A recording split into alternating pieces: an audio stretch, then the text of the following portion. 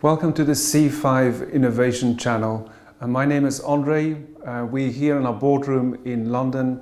C5 is a specialist venture capital firm focused on investing in cybersecurity, artificial intelligence and cloud computing. Today, to have a cup of tea with me is Eva-Maria Dimitriadis, who's been leading C5 Accelerate, our social impact investing platform. Eva, it's great to have you with us today. Social impact investment is a very exciting new asset class. Tell us a little bit more about it.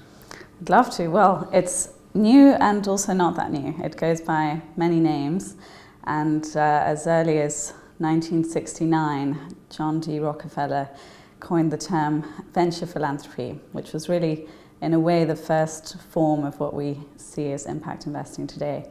The phrase impact investing was born more recently, in about 2007.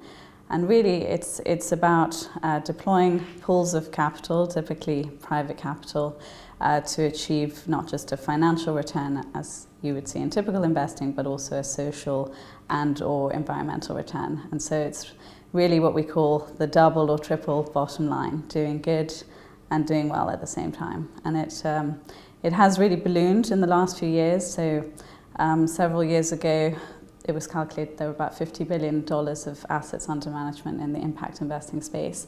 By the end of 2017, that number was $228 billion.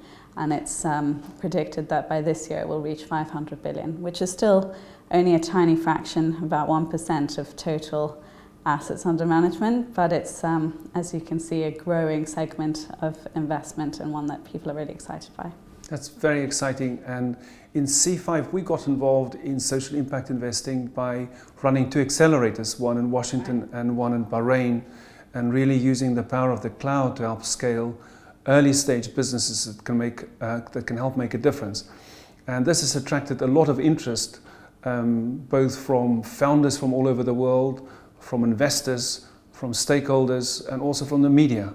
So tell me about the innovation that we're doing in our accelerators, and tell me about how you see the future direction of this business.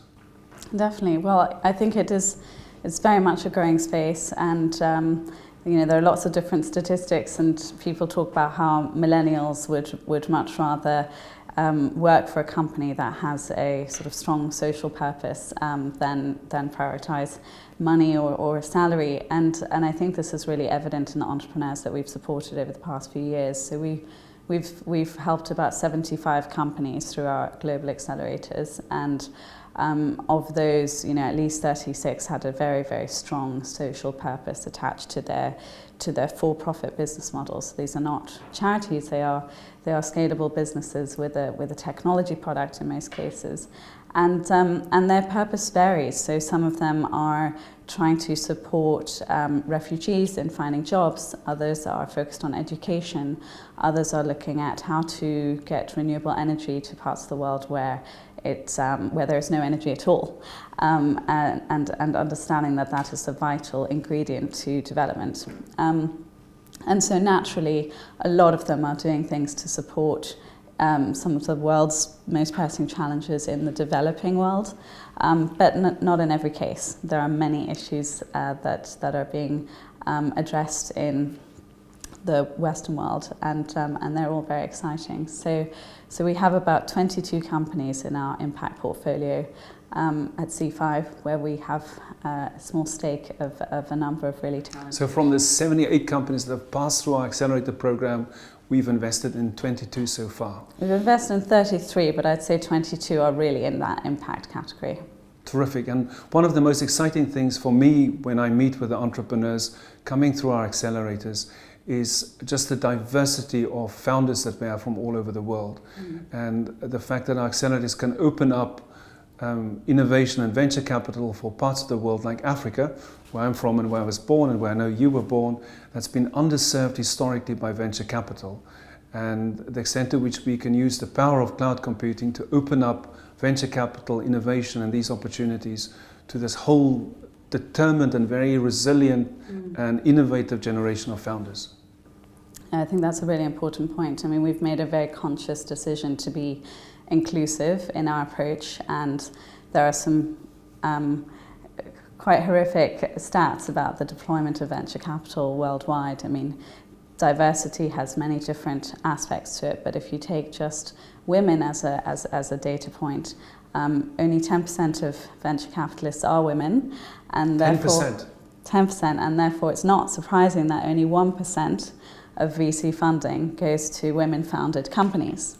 Only 10% of venture capitalists are female, and Correct. only 1% of all capital deployed in venture capital are going to female founders. Correct. That's rather alarming. It is rather alarming, but also an exciting opportunity, because I think in today's environment where equality and diversity are on most agendas, you see a lot of founding partners who are setting up funds specifically dedicated to supporting women-founded ventures or diversity or Africa-focused businesses. So there are lots of different shapes and sizes, but there's a conscious effort to be more inclusive. And so we're very proud that 42% of the companies that we've supported in our Washington Accelerator have had a female founder or more.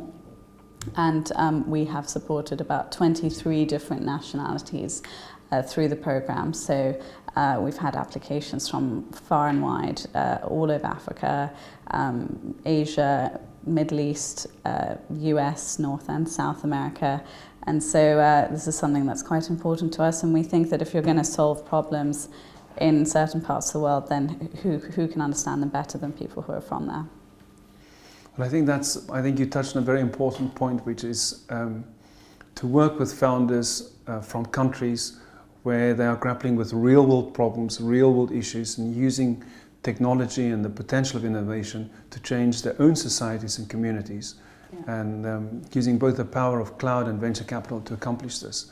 But I'm really excited about the statistics that you shared with us about female founders and how our two accelerators are working very actively with startups that have female founders. Tell me more about our Nebula program, which is a program specifically focused on empowering female founders and female technologists and opening up the technology sector and creating and introducing more diversity.